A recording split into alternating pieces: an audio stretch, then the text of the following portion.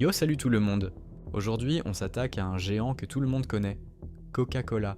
Que ce soit sur la table du dîner, dans les pubs ou même dans des endroits où l'eau est introuvable, cette boisson est partout. Mais derrière cette image de boisson universelle, il y a des trucs qu'on vous dit pas.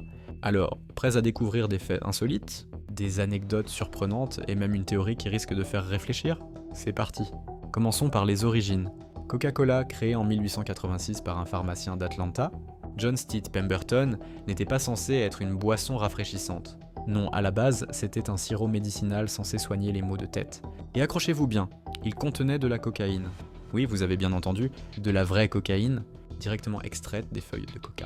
Pas étonnant que ça ait cartonné dès le départ. Ce n'est qu'en 1903 qu'ils ont retiré cette substance, mais le sucre et la caféine ont pris le relais pour maintenir l'effet addictif. Et parlons de leur fameuse recette. C'est l'un des secrets les mieux gardés au monde. Officiellement, seulement 3 personnes connaissent la formule exacte et elles ne voyagent jamais ensemble. Sérieux, on dirait une intrigue de film d'espionnage. Pourquoi autant de mystère pour une boisson? Certains disent que la recette contient des ingrédients ou des procédés que la marque préfère garder sous silence. Une chose est sûre, ce mystère fait parler et c'est sûrement voulu. Un truc qui interpelle vraiment, pourquoi Coca-Cola est-il présent même là où l'eau potable manque? Prenons des villages reculés en Afrique ou en Amérique latine. Parfois, c'est plus facile de trouver une bouteille de coca qu'un litre d'eau. Comment c'est possible?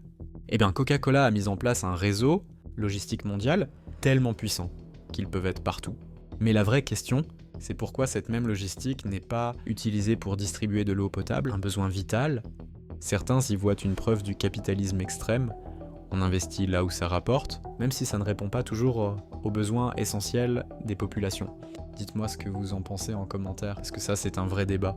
Et pour finir, parlons santé. Une canette de Coca-Cola, c'est environ 7 morceaux de sucre. Oui, 7. Imaginez-vous avaler ça en une gorgée, résultat obésité, diabète et même dents abîmées.